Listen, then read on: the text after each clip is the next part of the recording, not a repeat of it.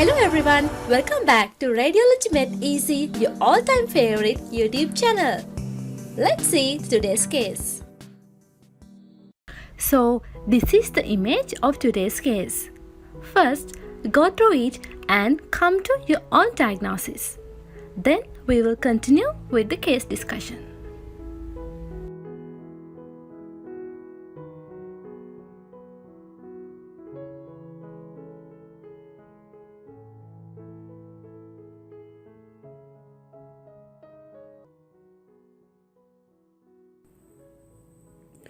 Hello everyone, this is case number 14 of RS series in radiology. Today our case is 60-year-old man who's non-diabetic, presented with productive cough and fever for 2 weeks duration. This is the frontal chest radiograph of skeletal mature male patient, actually of this patient. So you can see a abnormality here in the mid zone or left mid zone. There's a ill-defined inhomogeneous opacification projected over the left mid zone.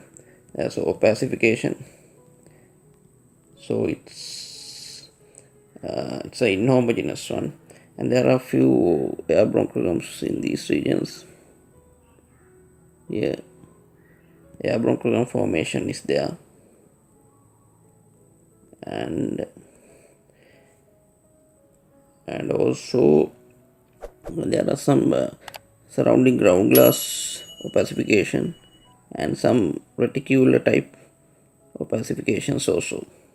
However, no clear cut nodules, and no cavity formation, no air fluid levels, no calcifications, no hilum masses, and right lung field is normal, no pleural effusions, no pneumothorax, and trachea is central. There's no obscuration of the left heart border, and no cardiomegaly. Diaphragm contours are normal.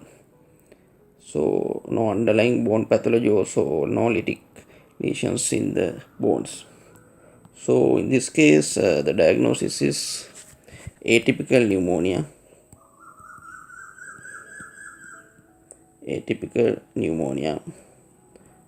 So it's an ill-defined opacification, so it's a consolidation.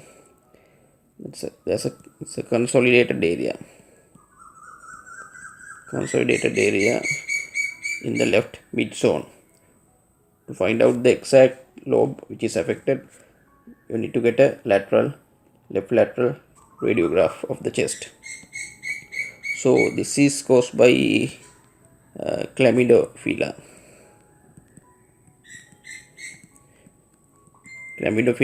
pneumonia, atypical pneumonia, and there are other causes for atypical pneumonias like mycoplasma and legionella. For differential diagnosis for this kind of ill-defined opacification, one is you have to consider malignancy, lung carcinoma. So it's mainly bronchoalveolar. Formerly we call bronchoalveolar carcinoma. New term is lipidic predominant adenocarcinoma.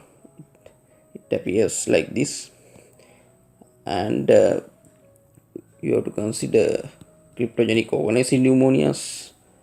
So appears like this, wedge-shaped consolidations peripherally, and usually it's bilateral. And another one, pulmonary hemorrhages can occur after trauma. Pulmonary hemorrhages can also appear like this. So lung contusions and pulmonary hemorrhages. So usually these atypical pneumonias have interstitial pneumonia pattern.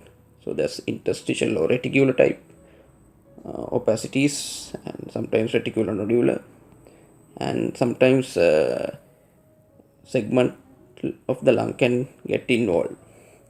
So that concludes case number 14 of RS series. So please subscribe our YouTube channel, then you'll get notifications of new videos. and you can comment on our videos, then we can make amendments of our future videos. Thank you everyone. Thanks for watching. Please like and subscribe for more videos like this.